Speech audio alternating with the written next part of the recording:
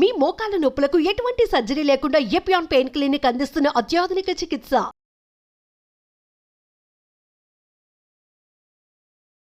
ధన్వంతరి నమః. Dear friends, నా పేరు professor doctor T Venugopalarao, Ojas ayurvedic centre, Chikkadpally, Hyderabad. Friends, ఈరోజు నిద్రలేమి అనే సమస్యకి ఆయుర్వేదంలో ఎటువంటి మంచి చక్కటి అద్భుతమైన పరిష్కారాలు ఉన్నాయో చూద్దాం. దీంట్లో ముఖ్యంగా ఒక ఆయుర్వేద మూలికల కాంబినేషన్ అనేది ఈరోజు చెప్పబోతున్నాను. దీంట్లో మనకు కావాల్సింది ఒకటి వచ, రెండవది ఉసిరికాయ, మూడవది సరస్వతి ఆకు, నాలుగవది అశ్వగంధ. డియర్ ఫ్రెండ్స్, ఈ 4 రకాల మూలికలు కూడా పొడుల రూపంలో మీకు మార్కెట్లో దొరుకుతాయి. లేదంటే మీరు నేరుగా ఈ మూలికలను తీసుకొచ్చి విడివిడిగా పొడి చేసుకొని పెట్టుకోండి. దీని కొరకు ఏం చేయాలంటే, మీరు ముందుగా ఈ కాంబినేషన్ ఎలా ఉంటుందంటే ఒక్కొక్కటి ఒక్కొక్క రేషియోలో ఉంటుందన్నమాట. సో ముందుగా వచ ఒక భాగము, తర్వాత ఉసిరికాయ 2 భాగాలు, తర్వాత సరస్వతి ఆకు 4 భాగాలు, అశ్వగంధ 8 భాగాలు తీసుకోవాలి.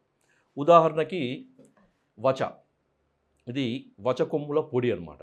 ఈ పొడి మీరు ఉదాహరణకి ఒక 10 గ్రాములు తీసుకోండి. అదేవిధంగా దానికి 2 భాగాలు ఉసిరికాయ అంటే మనకి ఉసిరికాయ పొడి కూడా దొరుకుతుంది. ఇది 20 గ్రాములు.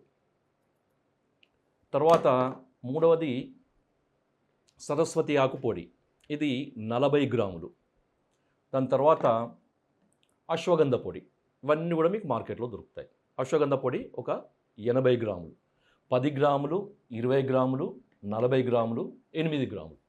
వీటన్నిటినీ బాగా కలిపేసి మీరు ఒక కంటైనర్లో పెట్టుకుంటే ఒక మంచి అద్భుతమైన ఆయుర్వేద ఔషధం మీ నిద్రానాశం లేదా ఇన్సోమ్నియాకి పనిచేస్తుంది అన్నమాట.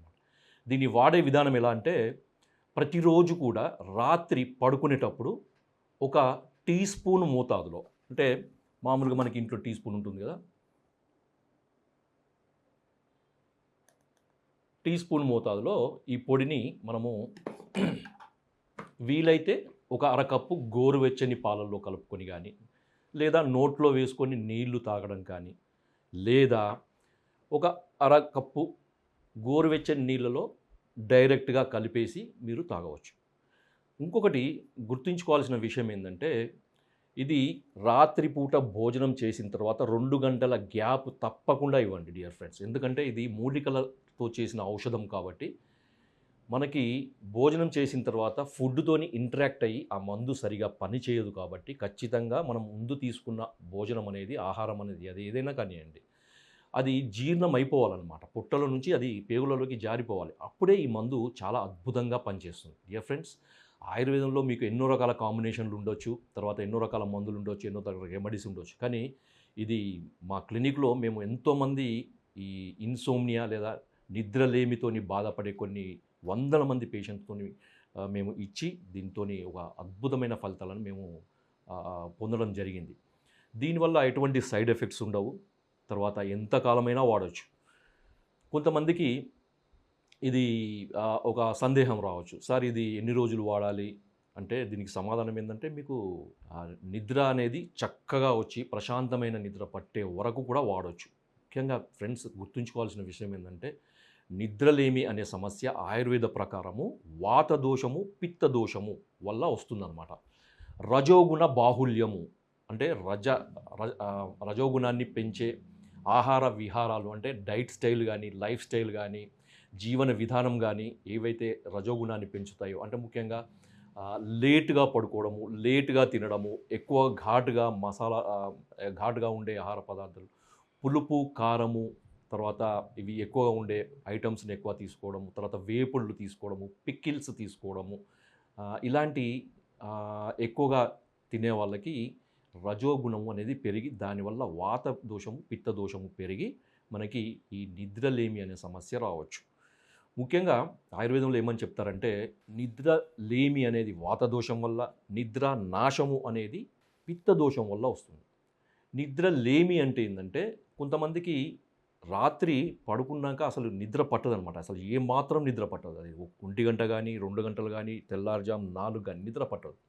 చాలా ఇబ్బంది పడుతుంటారు. తర్వాత నిద్ర నాశము అంటే కొంతమందికి డిస్టర్బ్డ్ స్లీప్ అనమాట. అంటే కొద్దిసేపు నిద్ర పడుతుంది, తర్వాత ఏమాత్రం చిన్న కారణం వల్ల మెలకు వచ్చిందనుకోండి, ఇక మళ్ళీ నిద్ర పట్టదు. వాళ్ళు ఎంత వాళ్ళు ప్రయత్నాలు చేసినా కానీ నిద్ర పట్టదనమాట. ఈ మూలికల యొక్క కాంబినేషన్ ఏందంటే వాత దోషాన్ని, పిత్త దోషాన్ని రెండిటిని కూడా మనకి బ్యాలెన్స్ చేస్తుందన్నమాట. తద్వారా ఏందంటే నిద్ర అనేది బాగా పెరుగుతుంది. దీంట్లో ఫ్రెండ్స్ ముఖ్యంగా చూడండి వచ, అది మేధ్య రసాయనం, అంటే మనకి సెంట్రల్ నర్వస్ సిస్టమ్ బ్రెయిన్ మీద పనిచేసే బ్రెయిన్ యొక్క ఎగ్జాషన్, అంటే మా కొన్నిసార్లు స్ట్రెస్ వల్ల కానీ లేకపోతే మానసిక శ్రమ వల్ల కానీ బ్రెయిన్ ఎగ్జాషన్ అయిందనుకోండి, ఈ వచ అనేది చాలా అద్భుతంగా పనిచేసి మెదడు యొక్క నరాలను శాంతపరుస్తుందన్నమాట. దానివల్ల మంచి నిద్ర వస్తుంది. ఉసిరిక అనేది వాతపిత్తహరం, వాతపిత్త దోషాలను తగ్గిస్తుంది. మళ్ళీ రసాయనం అని కూడా, అంటే యాంటీటాక్సిక్ అనమాట. శరీరంలో పెరిగిపోయిన టాక్సిన్స్ అన్నిటిని కూడా, ముఖ్యంగా రక్త ప్రసారం వల్ల బ్రెయిన్కి పోయిన టాక్సిన్స్ని కూడా రిమూవ్ చేస్తుంది.